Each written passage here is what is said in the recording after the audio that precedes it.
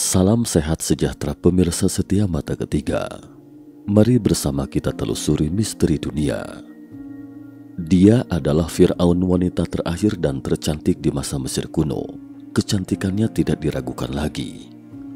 Dia membuat dua sosok pria hebat kala itu bertekuk lutut dengan penampilannya yang memabukkan. Salah satunya adalah Julius Caesar dan Mark Antony. Pada saat itu, dua pria paling kuat di dunia dibuat mabuk kepayang olehnya. Karena itu ia dijuluki siluman sungai Nil karena kegenitannya. Kecantikannya adalah senjata, pasukan dan pelindung kerajaan. Dia adalah Cleopatra VII.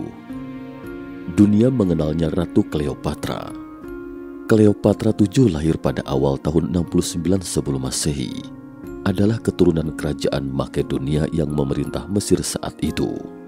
Sebagai putri kedua dari keluarga kerajaan, dia dengan sempurna mewarisi gen yang sangat baik dari orang tuanya. Dia jelas bukan hanya sesosok wanita dengan pinggang laksana ular air dan hidung mancung seperti yang kita bayangkan. Sebaliknya, bagian paling seksi darinya adalah otaknya yang jenius. Dia adalah sosok pembelajar yang luar biasa. Sejak kecil dia menjalani pendidikan yang sangat ketat, menguasai 7 bahasa dunia, ahli dalam astronomi, geografi, sejarah, militer, ekonomi, dan kedokteran. Dia juga seorang arsitek dan ilmuwan yang hebat. Selain itu, dia juga pernah menulis sejumlah buku pengetahuan tentang kosmetik, buku obat-obatan, dan monografi medis. Karena selalu menemani ayahnya menyaksikan perang dan kudeta besar maupun kecil sepanjang tahun, sehingga keterampilan strategi dan taktiknya juga sangat mengesankan. Pada usia 14 tahun, ia sudah menjadi asisten dalam pemerintahan dan pada usia 18 tahun mulai berkuasa. Di bawah pemerintahannya, Mesir menikmati kemakmuran dan ekspansi wilayah yang belum pernah terjadi sebelumnya. Satu-satunya kekurangan adalah dia seorang wanita, sekaligus merupakan keindahannya sebagai sosok wanita jelita. Ptolemy 12 meninggal pada 51 sebelum Masehi. Mesir bergejolak dan raja baru naik tahta. Raja baru ini adalah seorang pria dan seorang wanita. Ratunya adalah Cleopatra yang baru berusia 18 tahun saat itu, sementara sang raja baru berusia 12 tahun. Ptolemy 13, dia adalah adik laki-laki ratu. Karena keluarga kerajaan Mesir kuno selalu memiliki tradisi pernikahan internal, di mana untuk memastikan kemurnian darah keluarga kerajaan, sehingga sangat umum adanya pernikahan antar kerabat yang memiliki hubungan darah, tetapi semua ini tidak berefek di hadapan kekuasaan. Seperti kata pepatah, tidak mungkin ada 2 harimau dalam satu gunung, bahkan meski sesama saudara sekalipun. Tradisi brutal keluarga Ptolemeus kembali terjadi. Kedua bersaudara itu menjadi bermusuhan. Selain itu, para Fir'aun lebih mendukung Ptolemy 13. Cleopatra berselisih dengan saudara laki-lakinya itu dan perang saudara meletus pada 48 sebelum Masehi, hingga akhirnya Cleopatra diusir ke tempat terpencil. Namun Cleopatra tidak rela menyia-nyiakan kehidupannya di tanah gersang, apalagi Ptolemy 13 telah mempermalukannya. Cleopatra tidak akan menyerah begitu saja, tetapi dia tidak dapat membalas dendam atau merebut kekuasaan hanya mengandalkan kekuatannya sendiri. Jadi dia harus mengandalkan seseorang yang kuat. Pada saat itu, penguasa kekaisaran Romawi, Julius Caesar, menjadi orang yang diinginkan Cleopatra untuk menaklukkan targetnya. Sementara itu musuh kuat Mesir, Roma ketika itu, sedang mengalami gejolak internal. Selama kekacauan itu, saudaranya yang bodoh malah mengirim kepala Pompei kepada Caesar. Di luar dugaan, para anak buahnya Caesar marah. Caesar merasa para pengkhianat itu tak menghormati tubuh mantan rekan dan menantunya itu. Sebagai hukuman, tim eksekutor Pompei dijatuhi hukuman mati. Setelah Caesar mengejar hingga ke Mesir, dia baru tahu bahwa Pompei sudah tewas. Perasaannya campur aduk. Ini bukan akhir yang dia harapkan. Secara pribadi, Pompei adalah menantunya. Dia sangat kecewa pada Mesir. Dan saat itu Cleopatra tahu bahwa kesempatannya telah datang. Legendanya akhirnya akan membuka tabir. Pada 48 sebelum Masehi, ketika Caesar sedang berbicara dengan seseorang di sebuah istana di Alexandria, Mesir, seorang pedagang karpet Persia berjalan masuk. Dia membawa segulungan karpet mahal dan berkata, "Saya ingin mempersembahkannya hanya untuk Kaisar Agung Julius Caesar." Ketika karpet itu dibuka, tampaklah seorang wanita cantik. Dia adalah Cleopatra. Ketika itu Cleopatra baru berusia 21 tahun dan kecantikannya tak tertandingi. Banyak yang mengatakan dia adalah wanita tercantik sedunia. Bahkan meski orang bijak yang mampu mengendalikan hati juga dengan tulus memuji pesonanya yang mematikan. Namun yang lebih mematikan daripada kecantikannya adalah nada bicara, keanggunan dan kecerdasannya. Malam itu, Caesar bagaikan mendapat harta karun. Sebagai diktator Roma terkuat, ia juga terkenal karena asmaranya di mana-mana. Banyak wanita simpanan dan tidak pernah setia terhadap cinta. Dia tahu apa itu wanita yang tidak berbudaya dan kecantikan alami. Tapi Cleopatra adalah yang terakhir. Mereka berbicara panjang lebar dengan mesra malam itu. Dia berdecak kagum melihat bentuk tubuhnya yang gemulai dan pengetahuannya yang luar biasa. Dan dia menjadi semakin yakin bahwa dia bukan hanya cantik, tetapi ada inti yang lebih cerah di balik wajahnya yang cantik. Dia berhasil menaklukkan Caesar dan membuat kesepakatan. Dia mendapatkan kecantikan, sedangkan Cleopatra kembali menjadi Ratu Mesir. Tak lama kemudian, Ptolemy 13 adiknya hilang. Dalam perburuan ini, tidak bisa dipastikan siapa yang menjadi mangsa dan siapa yang menjadi pemburu. Tapi ini tidak penting lagi, karena Cleopatra mendapatkan apa yang diinginkannya, yaitu memerintah Mesir. Dia mengangkat saudara laki-laki lainnya di atas tahta, Ptolemy ke-14, dan menikahinya, kemudian menjadi Ratu Mesir. Orang-orang berpikir bahwa sepenggal cintanya dengan Caesar itu hanyalah sejarah cinta romantis. Bagaimanapun, Caesar punya istri di Roma, Cleopatra juga punya suami. Tetapi tak lama setelah itu diketahui bahwa Caesar tidak hanya sekedar iseng dengannya. Caesar benar-benar terlena oleh kecantikan Cleopatra. Pada 47 sebelum Masehi, Ratu dan Caesar melakukan perjalanan di Sungai Nil dengan perahu besar. Itu adalah kapal kerajaan yang besar, dengan permata dan berlian bak di negeri dongeng, bagaikan Parthenon yang mengambang, dengan pemandangan Sungai Nil yang indah. Di akhir perjalanan, sang ratu hamil dan melahirkan seorang putra yang diklaim sebagai anak Caesar dan diberi nama Caesarean, yang berarti Caesar kecil. Tentu saja Julius Caesar sangat senang. Kemudian dia kembali dulu ke Roma karena perang. Sebuah patung besar didirikan untuk ratu di kuil Venus Genetrik Roma.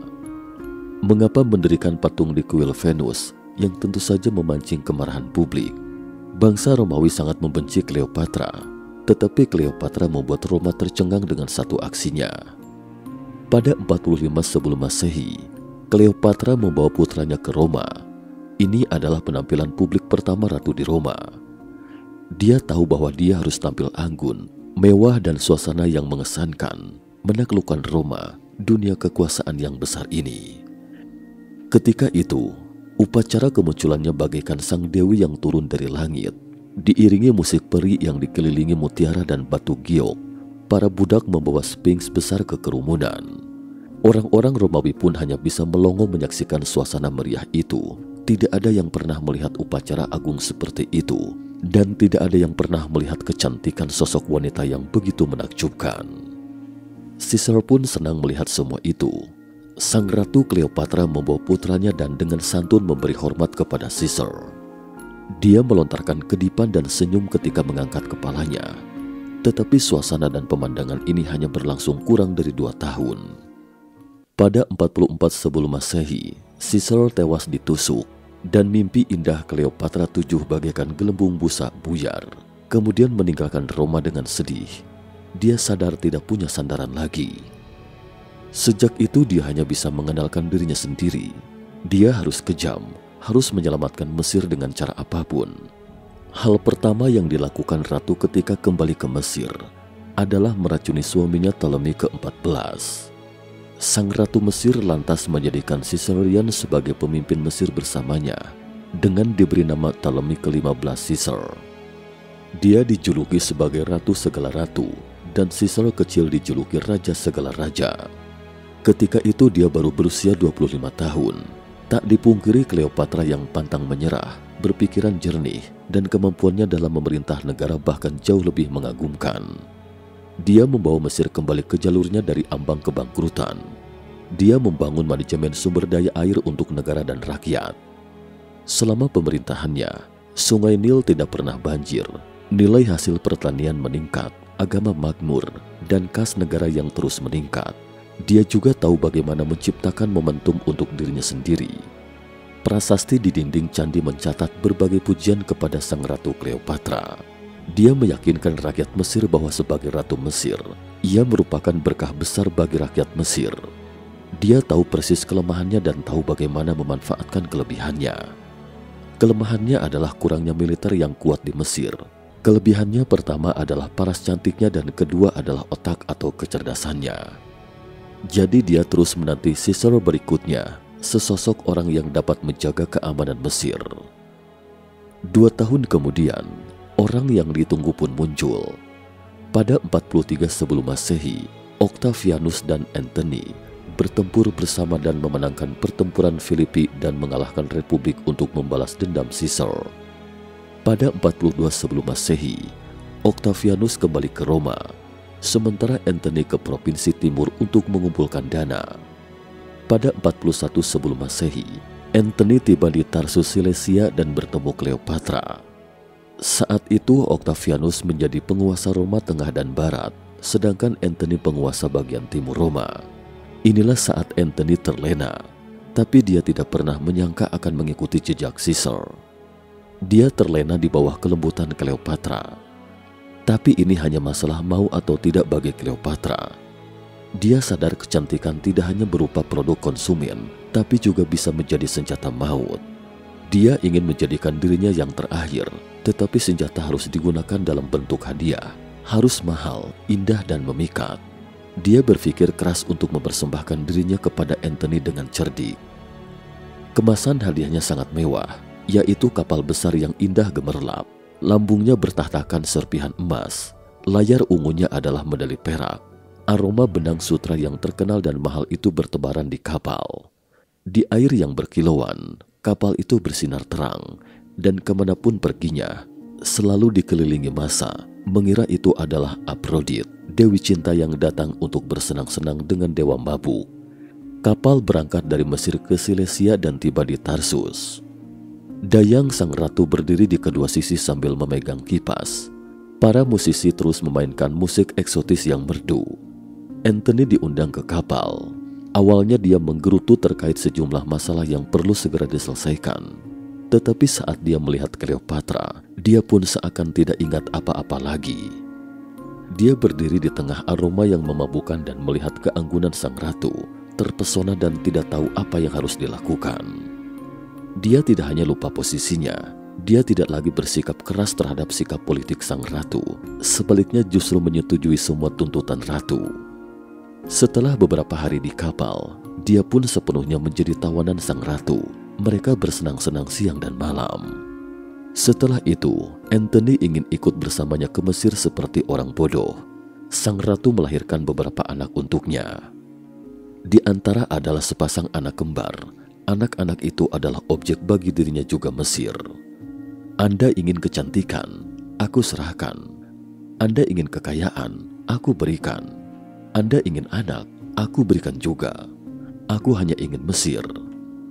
Dia selalu memiliki tujuan yang jelas, sehingga dia bisa menjelma apa saja yang memukau, sekaligus menjadi politisi yang kejam. Dia bersandar pada Roma, tetapi pada saat yang sama dia juga seorang ratu suatu kerajaan. Dia harus membuat kerajaan yang independen. Ketika itu Antonius memberinya segala sesuatu tanpa batas.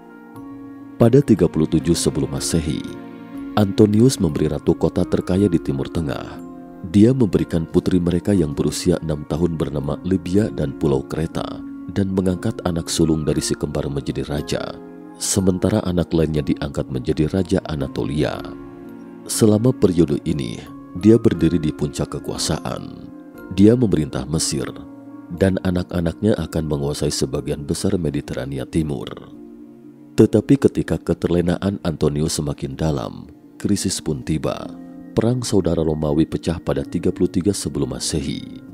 Octavianus menyatakan perang terhadap Antony yang terus mengalami kekalahan. Kali ini Antony meramalkan bahwa dia pasti akan tewas. Jika tidak mati juga akan digunakan sebagai rampasan perang oleh Octavianus.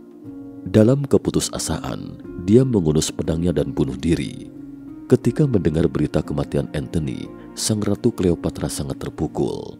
Menghadapi pembunuhan Octavianus, Cleopatra yang semula bermaksud memikatnya seketika menjadi padam setelah melihat wajah jeleknya. Wanita yang dibanggakan seumur hidupnya ini seakan menyadari bahwa akhir hidupnya akan segera tiba. Mesir akan dijajah, harapannya akan masa depan Mesir pun hancur. Dan dalam keputusasaan, Cleopatra tujuh dengan bantuan pelayan setianya membawa seekor ular berbisa. Konon Ratu Mesir itu memasukkan tangannya sendiri ke dalam bakul berisi buah ara, sementara ada ular berbisa terselip di sana. Racun pun menyebar ke seluruh tubuhnya, melumpuhkan saraf dan menghentikan detak jantungnya. Dia mengakhiri kehidupan legendarisnya dengan gigitan ular berbisa. Meskipun Octavianus akhirnya menyatukan Roma dan berhasil memecahkan sistem republik, tetapi seperti semua kaisar lainnya, semua anak-anak Ratu Cleopatra dieksekusi atas perintah Octavianus. Tetapi ini juga yang membuat Octavianus kehilangan sisa kekuatannya untuk menaklukkan timur, sehingga terpaksa menangani urusan dalam negeri terlebih dahulu. Ditambah dengan layunya generasi mendatang, dan gerakan ke timur pun akhirnya gagal. Dengan cara inilah, Cleopatra VII menggunakan caranya sendiri untuk mencegah persaingan dua kerajaan besar Roma dan dinasti Han ketika itu. Dia adalah seorang wanita yang sangat berbakat dan berani. Dia berulang kali menjual harga diri dan tubuhnya dan dibenci oleh generasi berikutnya. Tapi jangan lupa bahwa apa yang dia lakukan telah memperpanjang sejarah Mesir kuno selama 20 tahun. Dalam menghadapi masyarakat yang sepenuhnya didominasi kaum laki-laki, dia seorang diri menolak layanan sebagai budak dan menolak apa yang disebut wanita harus setia, jinak, dan baik hati. Dia ingin menjadi dirinya sendiri. Dia bangga. Dia mengangkat kepalanya. Dia mengejar kesetaraan dan bahkan bisa mengambil tindakan pencegahan yang kuat. Dia tidak terikat oleh aturan atau kendali keluarga. Bayangkan, ini adalah pola pikir masyarakat lebih dari 2000 tahun yang lalu yang melahirkan sosok seorang wanita seperti itu yang tidak lagi berupa persembahan keluarga atau komoditas. Kemudian coba lihat masyarakat saat ini. Kaum wanita sekarang jauh lebih bebas daripada lebih dari 2000 tahun yang lalu. Bagaimana pendapat teman-teman? Benarkah Ratu Cleopatra tewas bunuh diri oleh racun ular? Cukup sekian dulu topik kita hari ini. Terima kasih atas perhatiannya.